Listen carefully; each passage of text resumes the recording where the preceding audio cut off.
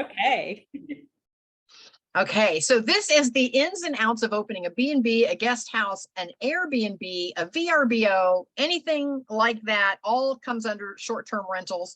I'm Kathy Benner. I'm a passive income coach. I have the Kathy Benner International Academy.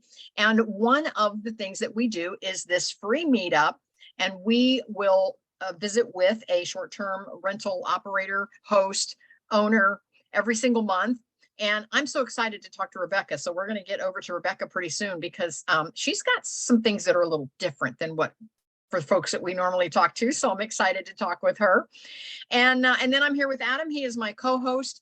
He is in mortgage lending, and yeah, he'll tell you all about that. But this is all good stuff. So tap in if you want to learn more about the free meetups, if you want to hear the replays, if you want to find our course, if you want to find our mastermind, all that stuff is found at kathybenner.com.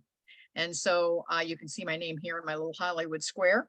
And so it's just Kathy with a K and Benner, BINNER.com. So that is who I am and what I do. And I'm going to let Adam tell you a little bit about what he does. Adam. Yeah, I'm Adam Messmer. I am a senior loan originator for LFG Lending, Lawrence Financial Group. We specialize in lending for investors. So anything that's investment real estate, whether you want to flip a house, if you want to buy something that's already done and you need long-term financing, basically anything under the sun, as long as you're not living in it, that's what our specialty is. So we get a lot of our clients that will buy something with, let's say, a hard money loan. They'll use funds from that to fix up the property, and then they'll go and turn it into a short-term rental or a midterm rental or a long-term rental. So there's lots of different options that are available. The beauty part for a number of our products is you don't have to necessarily personally qualify. A lot of them are project-based, and if you are lucky enough to be wealthy and have great income, then we do have options to where you know, if you can personally qualify, you can get even better rates and stuff like that.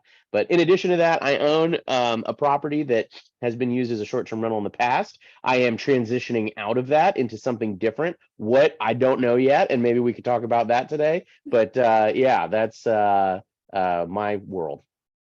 I love it. I love it. Adam, thanks for being here. So we're going to talk just briefly about where we are. Adam and I are in the Columbus, Ohio area. And so, yeah, we're in the 60s, 70s today. We were just chatting with Chris, who was in the audience, and Chris has a heat advisory in Jacksonville, Florida today. I just got back from Sarasota. It was in the mid 90s when I was down there a couple of days ago. So yeah, it's pretty hot. We're going to talk to Rebecca. Rebecca, where are you actually coming to us from? I am in Nauvoo, Illinois. Okay. It's a little town, I'm central Illinois, so kind of where the bump out of Illinois is. I am right on the Mississippi River in Illinois. Okay. And what is your temperature there today? I believe it's 95 today.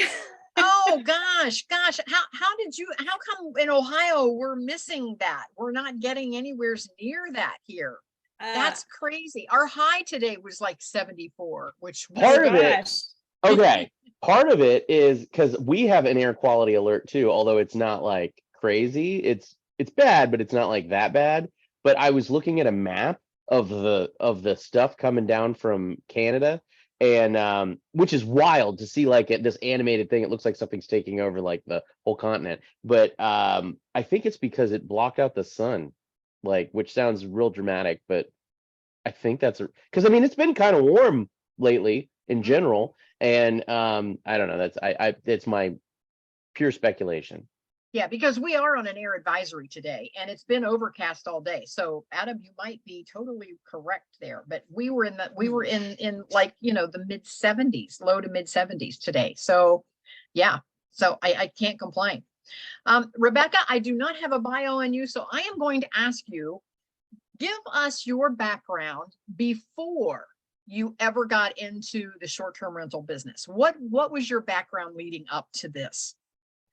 So I was a mail carrier. I worked for the post office for about 20 years before I started doing this. Okay. Carrying mail is kind of interesting, and actually it kind of gave me a pretty good background for real estate, just because you see every single neighborhood when you're carrying mail. You see every single neighborhood. You see like which houses are selling, which houses aren't, and it kind of, it's an interesting way to get like a really broad spectrum of a neighborhood by carrying mail, just because you see everybody. Yeah. And so after a while, you're like, oh, that house isn't going to sell unless they do this. Oh yeah. And then like people introduce themselves to you and you're like, oh, you're 589 Cherry Street. And they're like, huh? And you're like, yeah.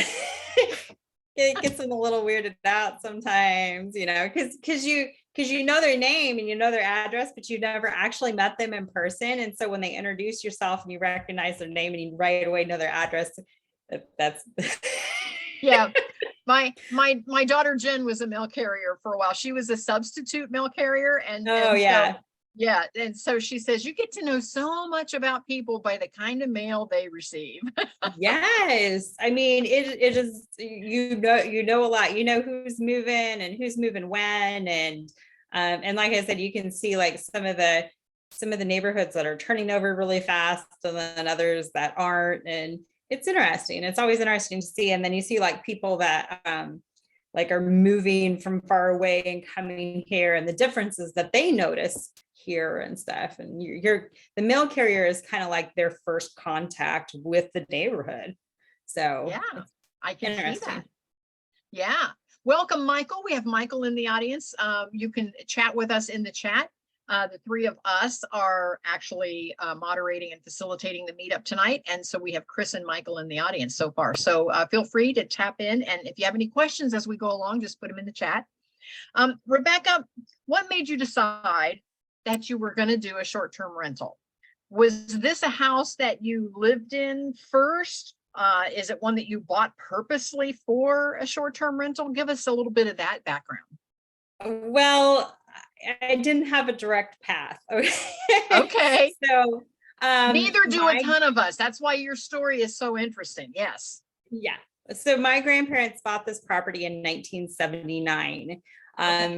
My grandparents loved history and they loved antiques. And so the home that they bought, the Cambre House, was like an extension of that. That home was built in 1867. It is almost exactly the way it was in 1867 with the addition of running water and electricity. But yeah, my grandparents bought it for the history, not to live in it.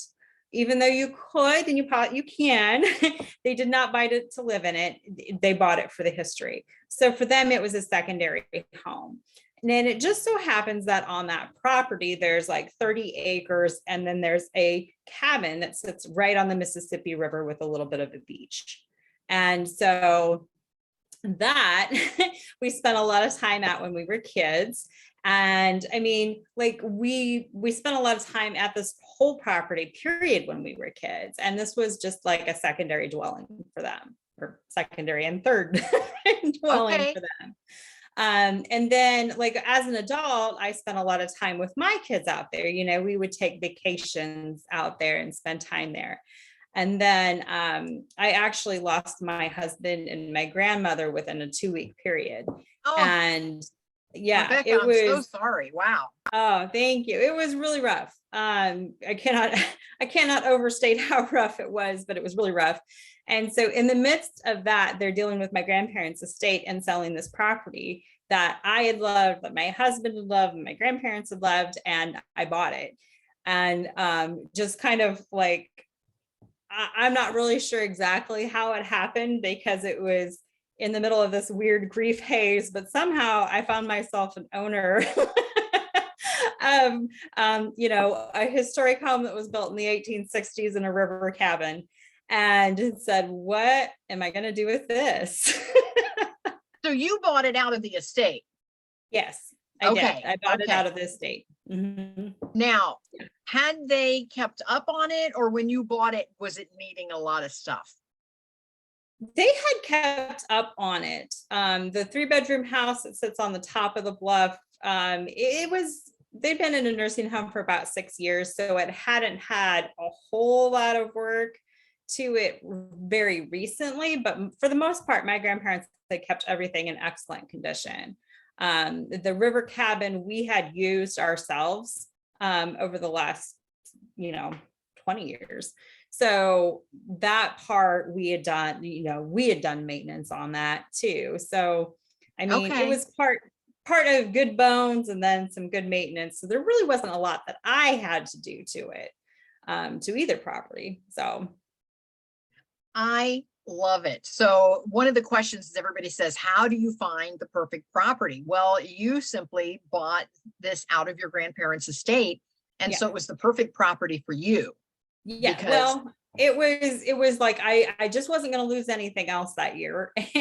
And I get it. Yeah. yeah, and so then here I am, and it's like, well, what am I going to do with this? I mean, I've got kids and cats and dogs. I'm not moving them into a historic home. That's original furniture and original woodwork, and kids are a little rough on properties, just FYI. But so I wasn't moving my family into that. And then the river cabin is a 1-room hunting cabin on the river. And it's like, okay, well, it's seasonal too. You have to winterize it every year. So that obviously wasn't going to be a dwelling either. And so, yeah, I spent a lot of time explaining to my family and friends, like, I bought this 3-bedroom house that I'm not going to live in. And they're like, what? Well, what are you going to do with it? And so then I had to figure out, what am I going to do with this? And so for the house up on top, I'd had some cousins that had gotten married over the years at that property. And so we opened it up as a wedding venue. Okay. So and that was then- your first step, was the wedding venue, just to do weddings there. That was the Yes. first thing. Okay. Yes. First thing was wedding venue. And then the river cabin, we listed on VRBO. And so we've had that on VRBO since 2017. So, Okay. so we started with VRBO. I added Airbnb about 3 or 4 years ago, we added. Okay. So for those that are listening, it's a short-term rental.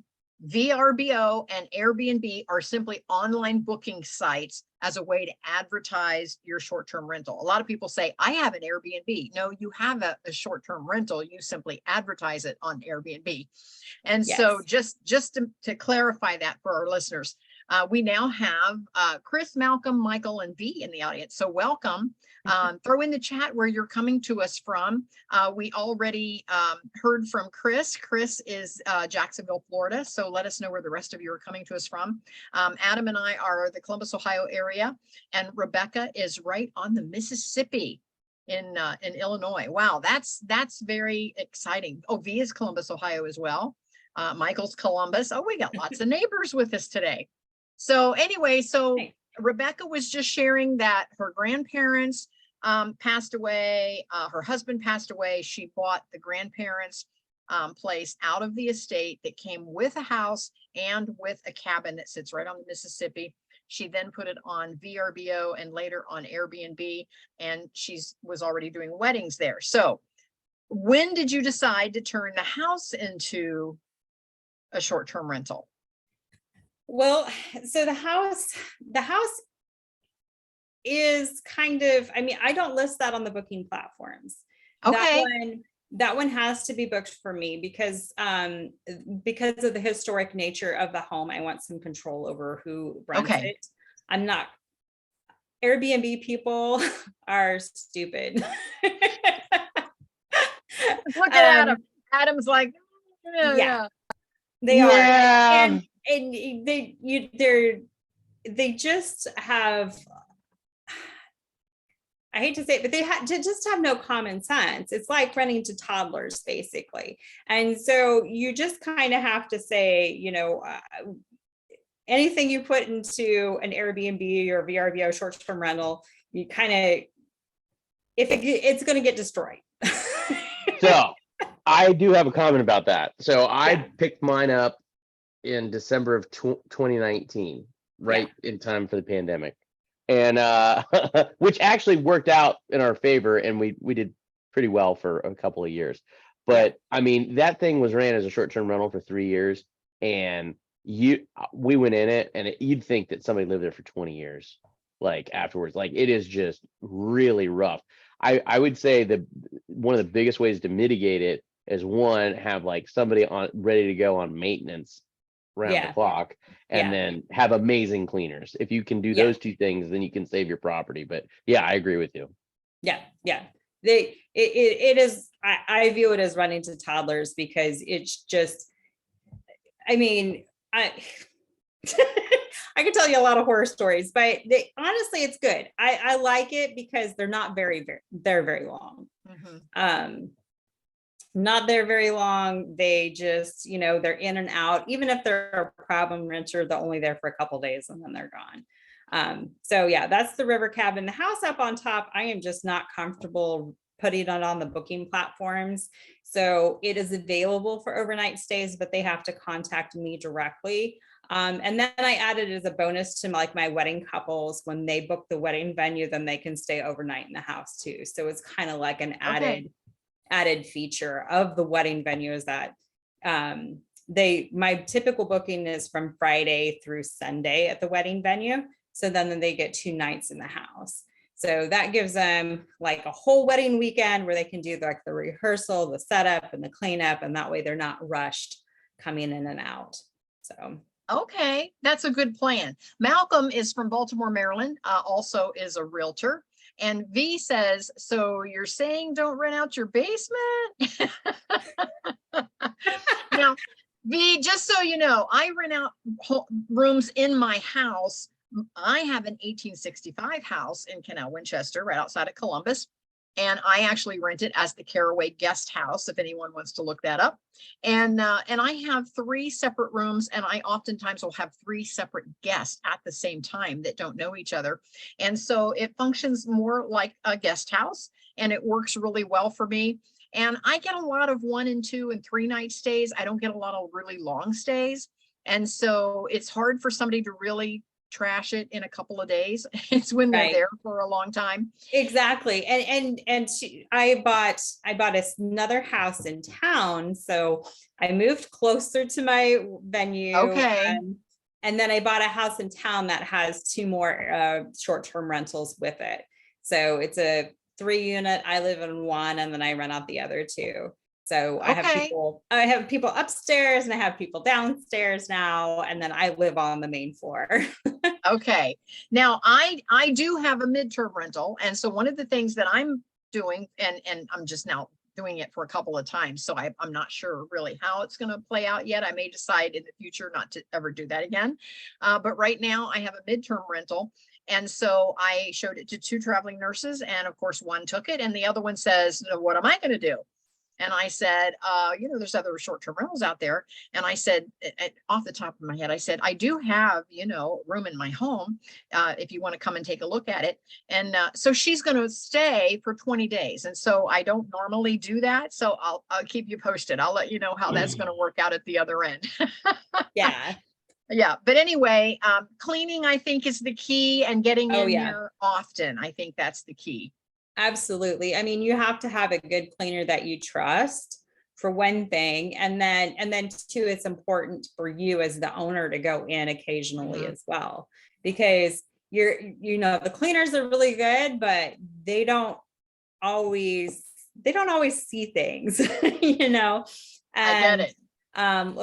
Like the checkout message to my guests, I schedule automatic messages to the guests, and after checkout, like actually on the day of checkout, like an hour before checkout, I have an automatic message that goes to them to remind them to check out. and then it says, hey, if you notice anything wrong during your stay that I need to be made aware of, message me and let me know. And honestly, that part helps a lot, because then I'm asking for that feedback, and then they'll tell me that, oh yeah, that kitchen faucet was leaking. I kind of forgot to mention it during the stay, but they'll tell me during checkout. And so then I can go and fix it. And then like the cleaner may not even notice that, because they'll just, they'll turn the faucet on real quick to wipe down the counter, but they won't have it on for a longer period of time. That's what happened with this last one. Like just turning it on and off, it didn't leak. But if you turn it on and leave it on like you're washing dishes or something, then or filling up a glass of water, then it was kind of leaking around the edge of the sink. Like when the cleaner was wiping stuff down, they didn't notice it, but the people staying did. And so I actually had to replace the kitchen faucet. And luckily, I have a team that helps me out, and they were able to run over there and get the faucet fixed for me when the person told me it was broken. So in between guests, you're having to get these things fixed. Yeah, I get it. Yeah. I get it. And I have some of those skills. I can do some of that stuff myself, but I also have, like Rebecca, I have a team that handles that. Now, Adam, your property, you had the whole thing over on a management company, and the management company took care of that. Am I right? That is true. Yes. Yes. I would say, but she's right though, about like as an owner going through the property and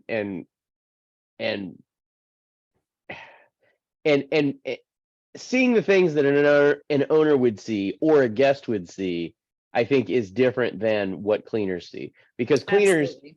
I mean, they're going to hit, 3, 4, 5 houses in a day. And,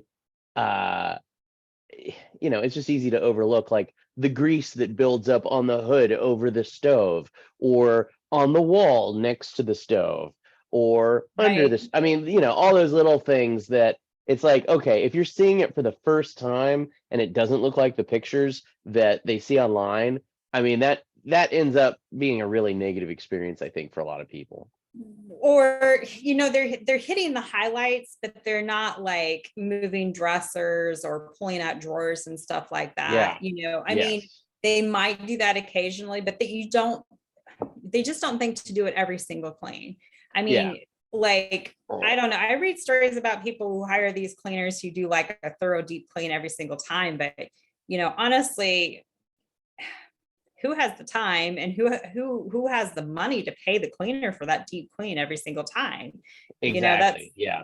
asking a lot. So what I try to do is I try to, if I get a cancellation through my season, well, then I'll tell the cleaner, go ahead and clean it anyway, but work on some deep cleaning stuff, give them that, extra time of going in and, spend a half hour cleaning the place that's already clean to give them time to go through and wipe out the drawers and move furniture and stuff like that, and hit things that they wouldn't hit on a normal clean.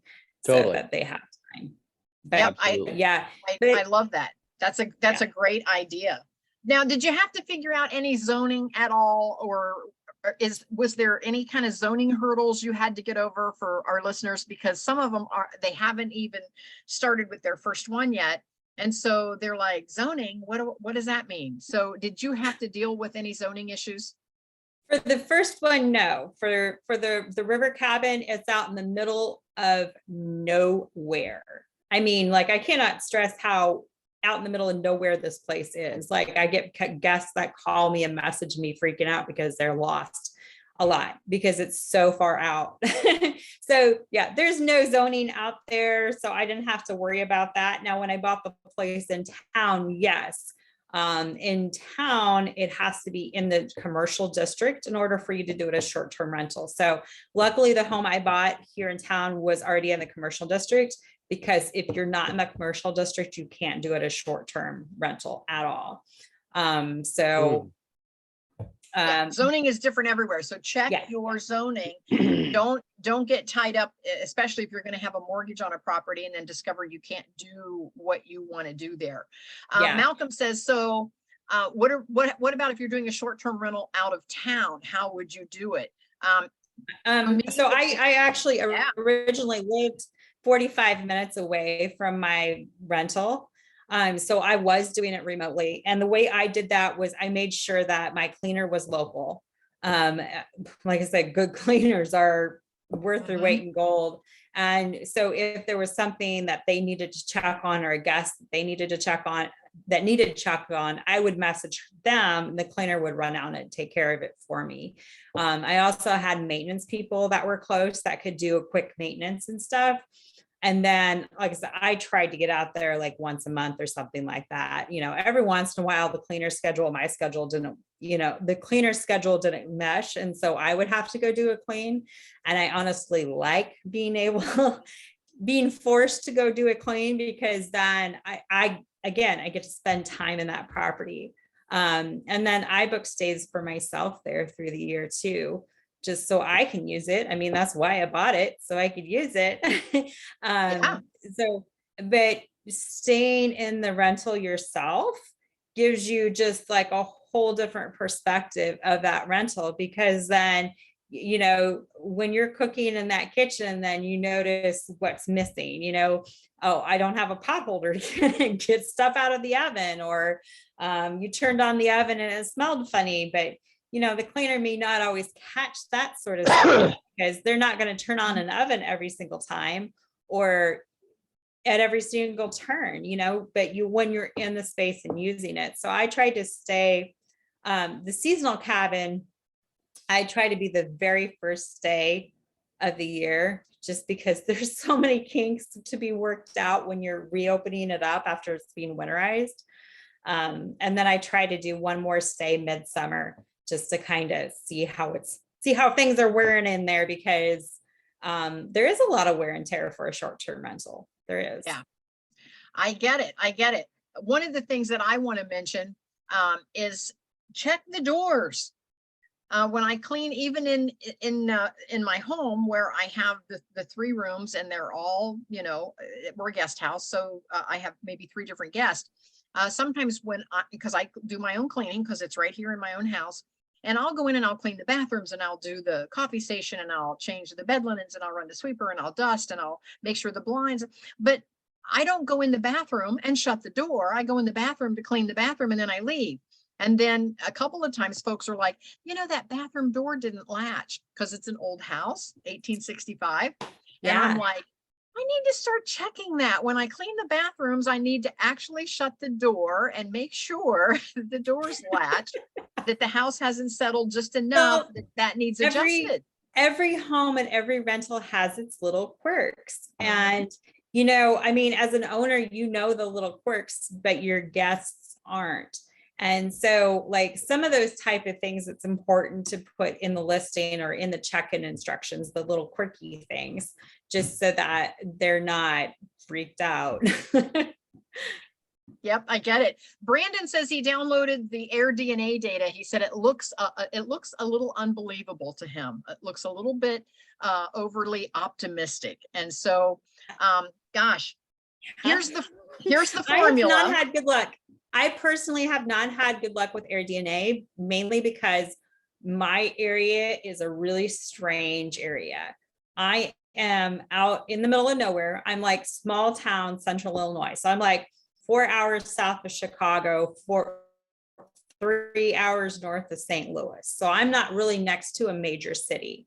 And so like that air DNA, they're used to pulling off of major cities. Well, I don't have any of that. However, my area is super popular for the short-term stays because this is where the Latter-day Saints Church was kind of founded. We have over 150,000 tourists that come every summer to Nauvoo to go through the historic sites. So it is a really popular vacation destination if you're an LDS church. You know, if you're in the LDS church, you know where Nauvoo is. Okay, so how did you set your rates?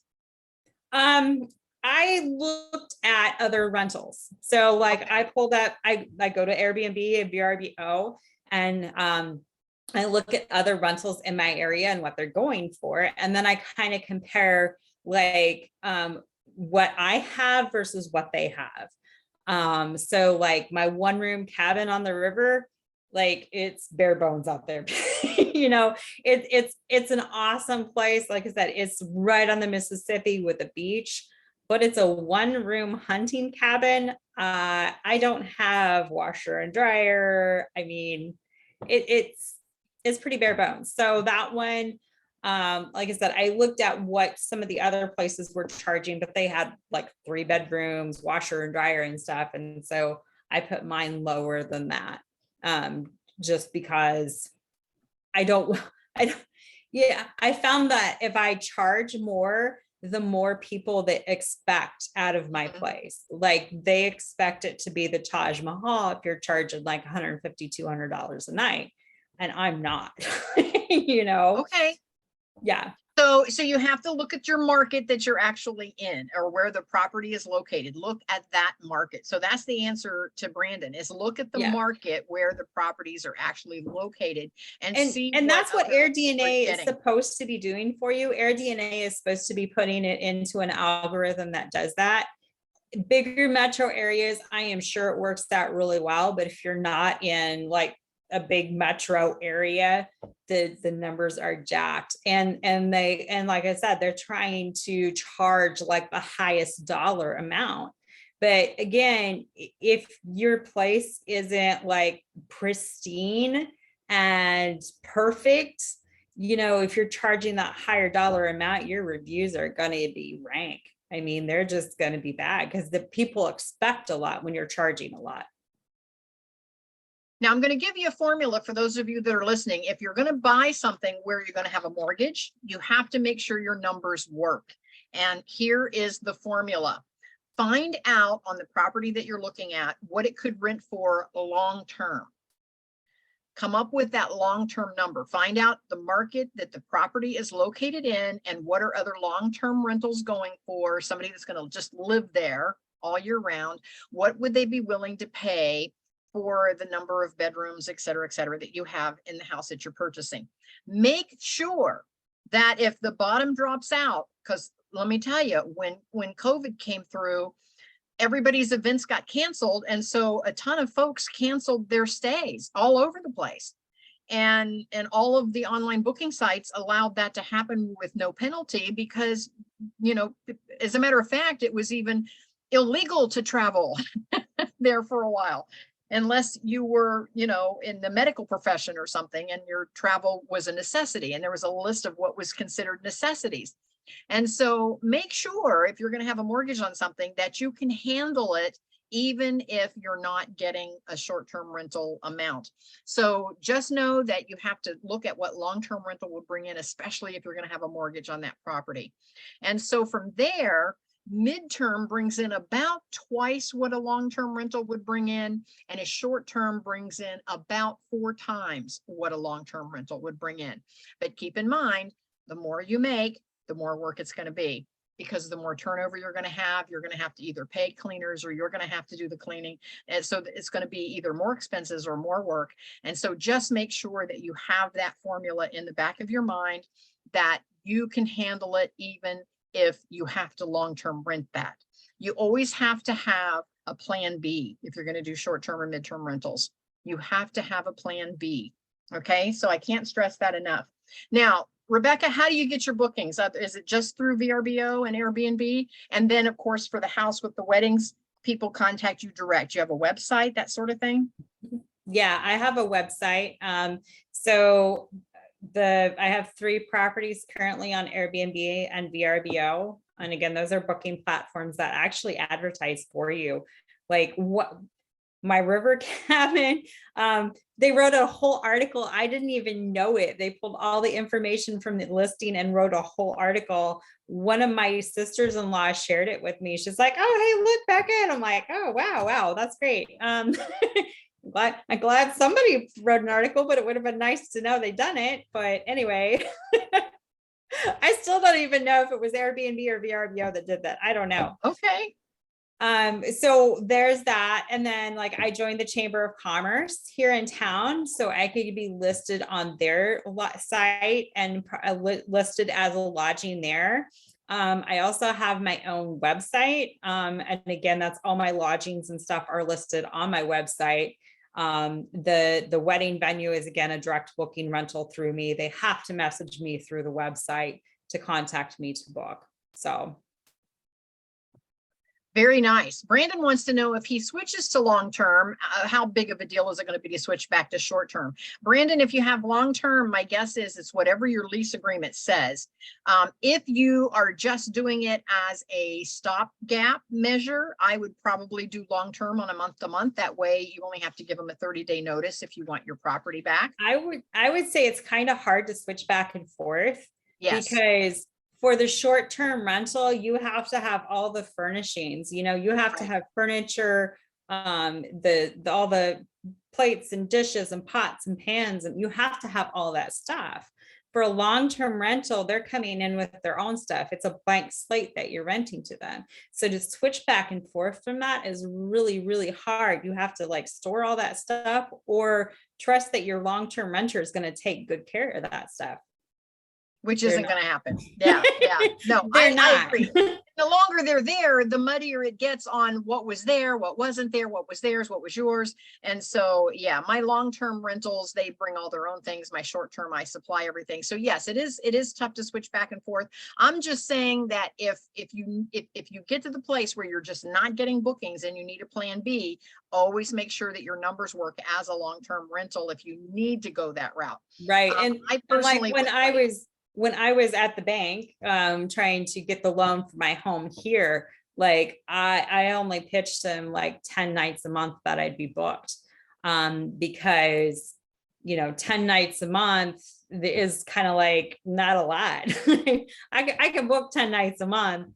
Yes, would I love to be booked 100%? Absolutely. But I based all of my financials off of only being booked 10 nights a month, so that for the bank loan and stuff like that they could see that, you know, I bankrolled it with like the minimums so that it would work. And I bankroll mine if I need to on my long-term numbers. And then if I can short-term rent, that's great, or midterm, then my numbers are even better. But that gives me that bottom line. So yeah, I get that.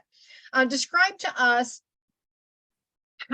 if you get your bookings like that, do you actually have a channel manager that manages so you don't double book, or are you only using just 2 channels and they talk to each other? I just sync the calendars on Airbnb or VRBO. Okay. I'm only using those 2. The calendars sync, and then if I book it through myself, then I go on and I block off the nights that I've booked personally, and I'll put in the notes. Airbnb, when you block it there, you can put in the notes.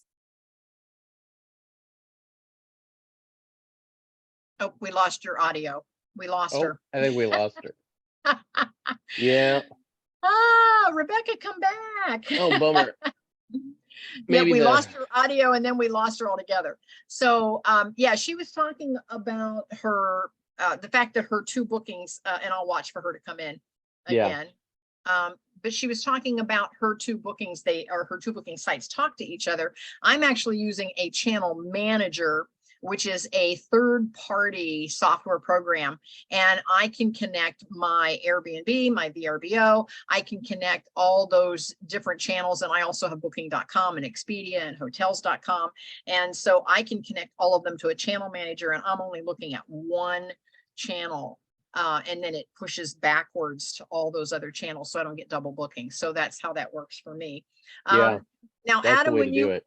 when you had yours, you were actually through a management company. Did he use the channel manager? He did, yeah. And we were on a number of different sites, Airbnb, VRBO, and then also Marriott has a short-term rental branch that we were on, and that was pretty cool.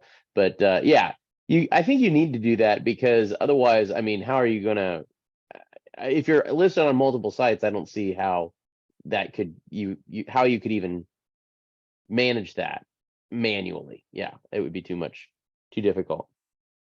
Rebecca just sent me a message. Her computer rebooted right in the middle of her talking, and it bumped her out. So Okay. So as soon as she can get back on, she's going to come back, because she has an interesting little twist that I wanted to talk to her about. We were just getting to that when we lost her. Oh yeah, on the channel manager thing. Yeah, no, a little interesting twist on her property. And we're gonna the one that she's the Cambre House that she's using for her wedding venue. And I don't want to let the cat out of the bag just yet, but she's got a nice marketing twist there. So that's cool.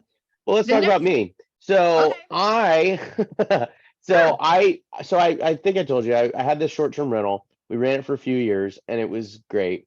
And then like November, it just went off a cliff, man. And talking to a lot of the other investors in the Columbus area, it seems that, I mean, man, the short-term rental market in Central Ohio has just been really oversaturated. One, it's pretty easy to get into it. Like like we talked about licensing earlier, or not licensing, but like zoning. So what Columbus did was they decided to have like a licensing program, and you pay like $150 a year, and there's that. Oh, there she is. There We'll she talk is. about me later. No, go ahead and finish, Adam. Oh yeah. Oh no. Well, but what I was gonna say is licensing, and then so even though you have this licensing thing that's in place, that is kind of a pain. You got to renew it every year. It's $150 or $175, whatever it is. And then you also have to like go get fingerprinted, and like there has to be a criminal background check.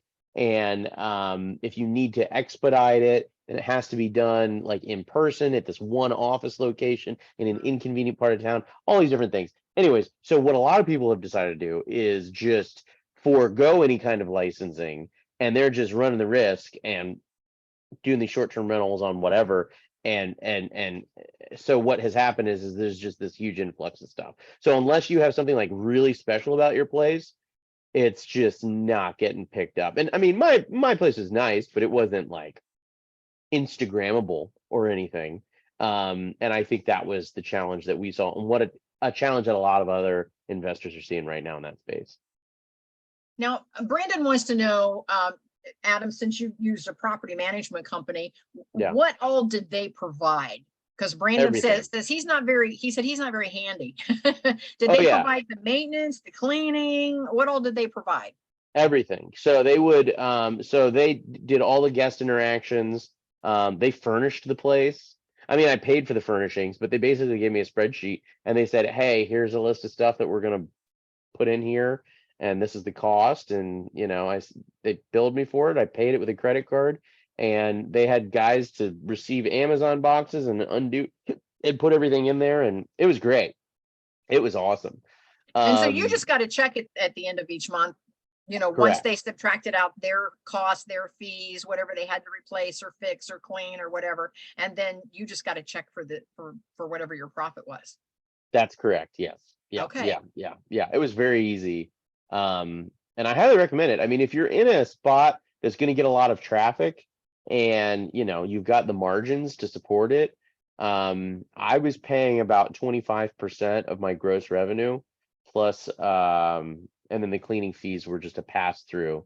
So whatever the cleaning fee was, that was billed to the guests, and then that went to the cleaning people. So it wasn't too bad. It was nice for while it lasted, and then the market changed. Yeah. Now I'm in Canal Winchester. I'm just on the edge of Columbus, and I haven't seen that drop in my guest where I am. I haven't seen the same drop that Adam sees, but yours is like cute and niche and like, yeah, it's different. It's different. it is. And again, it's an 1865 house, and that's what I want to talk to Rebecca about, because her Cambre house has a little bit of a different twist for marketing.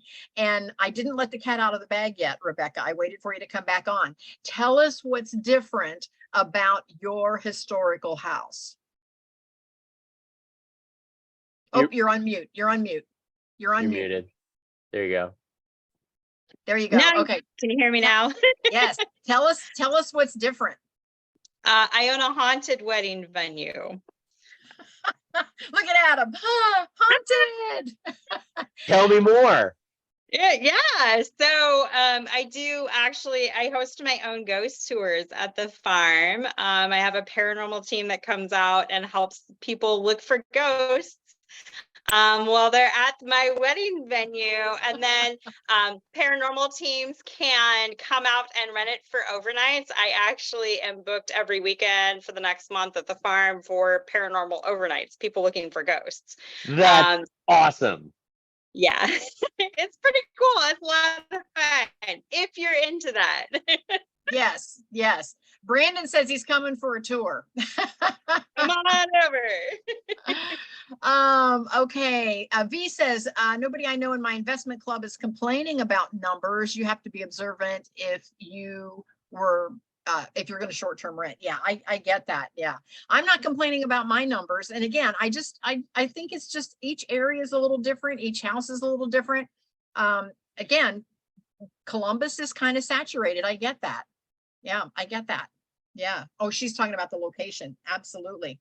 Now, how did you, Rebecca, how did you decide to start advertising it as being haunted? What was your first, I don't know, experience? What was it that made you say, I think I want to add this into my marketing? Well, I had been doing paranormal investigating. I actually have a friend who owns a tour company where he hosts paranormal tours. And I've been friends with him for like over 20 years. And I bought this place for my grandparents, and then you like kind of started noticing some paranormal activity. And so I reached out to my friend and said, "Hey, I think it might be haunted." And he's like, "Run with it." He's like, you should start doing ghost tours. So I hosted my own ghost tours. And actually that very first year I had 0 weddings, no weddings at my wedding venue, but we sold out the ghost tours. I mean, like sold out ghost tours. So that was besides the short-term rental, the ghost tours were what was making me money. Uh-huh. Actually took me like 2 years before I had my first wedding. Okay. Um, Weddings are a long-term strategy. Like you can't just open your venue and expect to have a wedding like the very next day. That's very rare because weddings are typically planned a year to 2 years out. So and the very first thing a bride does is book her wedding venue. So she gets engaged, she books her venue like within the first month. So you have to like get in front of that bride before she gets engaged. It's really hard. um, so the ghost stuff actually carried me through that gap of opening the venue and then getting the wedding. So Now, I'm going to segue a little bit to the wedding. So how do you get in front of these brides? Do you have a booth like at the wedding shows? How do you market that? so the wedding shows are really rough for a venue because again, I mentioned the very first thing a bride does is book her venue. So when she comes to those shows, she's already booked her venue. For the most part, it's very rare you'll go to a show where the bride has not booked her venue. It's important, while it's important to be at the show, you're marketing to her bridesmaids who may or may not get married in the next few years. Okay. So it's really important to have other events out there. So like my ghost tours, typically like a lot of my wedding bookings come from people who've been on a ghost tour because they've been out there and they've seen it. One of the other things that's been really successful for marketing the wedding venue is to have photographers do mini sessions. Mini sessions are a big deal around here where they like they'll take pictures that you can use for like your Christmas cards or whatever. So I don't charge photographers to use my venue. And like the one girl brought out like 75 families to my location to do these little mini sessions. And like these are people who never heard of my place before. She dragged 75 families out there. And then I ended up with like 3 wedding bookings later because people saw my venue from going to or seeing pictures of her mini sessions. So that's been one way that I really market mine is like getting photographers out there to take pictures. Once they see the pictures online, that really helps a lot. I love that you're doing that. I love that it's a wedding venue. I love the whole thing about the haunted, the paranormal, because it is big business. It really is. I mean, if anybody's ever gone to Savannah, they've got entire bus tours of nothing but haunted bus tours all around Savannah. And they sell out almost every night. Yeah. Of folks And going on those I tours. know a lot of places are really worried about having this haunted reputation or whatever, but for me personally, I found that having the haunted reputation is what is bringing people to my place. It helps me to stand out from a crowd of other wedding venues because there's a lot of places that think in their wedding venues right now. And if by being a haunted wedding venue, people are stopping like, well, what's that? I get to stop, what is that? And then I can tell them more about my place. And then like I said, I've had people that come and just pay me just to spend the night. And some of these like more famous haunted locations are charging big bucks. It's the paranormal stuff is actually pretty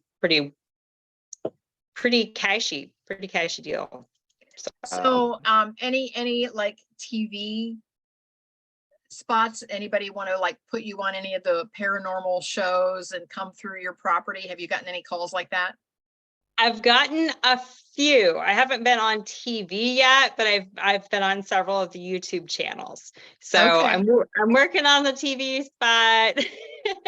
But if you type my wedding venue Cambre House on YouTube, there's about 10-15 videos of people looking for ghosts at my place. So it's kind of cool. I did research you before we got on the call. I did look up the Cambre House. It is very cool. So for those of you that are listening, it's CAMBRE, Cambre House and Farm.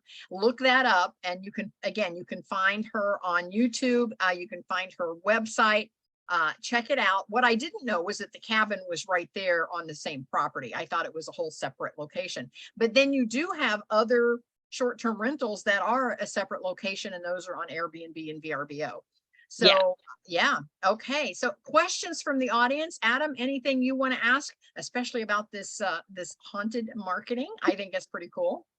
I mean, do people do they find anything? Is there Adam wants to know, is it really haunted? That's what he wants. How haunted is it? It's really haunted, and yeah, they find stuff all the time, and it's kind of fun to watch the YouTube videos and see them find stuff, like the equipment goes off and there's footsteps and noises and all kinds of stuff that goes on, and yeah, people really like it. Yeah, it is fun. We have a good time with it. So all right, so for those of you in the audience, put in the chat, would you stay in a haunted house? Yes or no? Would you stay in a haunted house? Let me know. Let's just take a little survey here. I'm going to answer first. Would anyone stay in a haunted house? So there are lists of Airbnb short-term rentals that are haunted, and there are YouTubers that go and look for those short-term haunted rentals, that are, Airbnb listings that are haunted. So if you think you have activity. Okay, Adam says yes. Brandon says yes. Okay, I haven't heard from anyone else yet. Yep. So far, just me and Adam and Brandon would stay at a haunted house. Yeah, I love it. So Rebecca, tell us how we can get in touch with you if we wanted to touch base with you. V says, is it free? Yes. For pay? I don't pay to get scared. She said. Too funny. I love it. Oh. How can we touch base with you? How can we connect with you, Rebecca?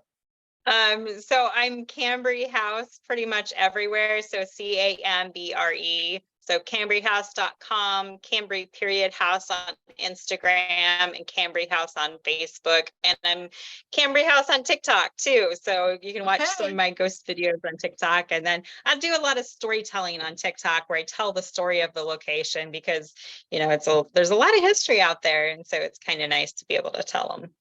Okay, Adam put his contact information there as well. So be sure and contact Adam if you're looking to get into a property and you don't have the funds to do that. I'll put my information there, kathybenner.com. So that way you can reach any of the three of us. We're happy to talk with you if you have any questions. And I do have to ask Rebecca, is your ghost friendly? Yes. I always tell people it's a happy home that they just chose not to leave. So I have happy ghosts, friendly ghosts. It's more of a Casper type haunting than scary. So awesome. Have you, because you said you've been doing some of the paranormal stuff before you even got into this, have you actually had things happen yourself that you have seen personally at the house? Oh yeah. We have doors that open and close, and they've opened and closed since my grandparents owned it, but they always just told us it was an old house, and that's what happens in an old house. So yeah, doors opening and closing. I've seen that since I was a kid. And then we've had issues with locks where my mom gets locked out of the house a lot because the ghosts don't particularly like her very well. Yeah, too, just noises, lots of footsteps. There was one night where I heard somebody come down the stairs and walk out the door, and it was not anybody who I could see that was going down the stairs, going out the door. So That's And then- bananas. And none of that freaks you out because you were there as a kid. So none of that really freaks you out at all. no, and I don't know. I guess I'm made of sterner stuff or something. I have an immunity to being scared by ghosts. I don't know. If you watch my TikTok, I tell all kinds of ghost stories on TikTok. So I love that. So anyway, and again, it's what's bringing you the majority of your business at this point. And then it really is. all of that activity and folks coming out and then photographers using your place. And then all of a sudden you're getting weddings that are happening there and all of it just fits together and it just makes for a nice lifestyle for you and a nice little side income, maybe your major income. I don't know. Is it your big income or is it a sideline for you? We're working on making it my main income. Adding the 2 more rentals, the short-term rentals, has really made a big difference. So Okay. I'm this year it'll surpass my regular income. So All right. Yes. So for those of you that are listening, yes, you can make this your main income, but you do have to do it wisely and just make sure that your numbers work. If you want to talk more about numbers, if you've got an actual deal that you're working on and you want to talk about numbers, get in touch with me or Adam, and we'd be happy to talk numbers with you to make sure that you don't get in over your head if you have to take out a mortgage on something. And Adam can talk more on the mortgage end of it. I can talk more on the numbers and how my formulas and that sort of thing to make a profit. So, and if you want to go visit and camp in a cabin on the river, or you want to do a haunted tour, get a hold of Rebecca. She'd love to have you. And so I think we're going to call it a night, but we've had a wonderful conversation. Rebecca, thank you so much for being on with us tonight. This has been a lot of fun. Yes, it has. Thank you so much. It's nice. Yeah, it's nice to be able to talk to people who get the short-term rental thing. Yeah, and I made a note about yours being haunted because that intrigues me. So so don't be surprised if I book there and you see something. So I love it. Okay, anybody have any questions for Rebecca or myself or Adam before we go? V says, have a good night and thanks.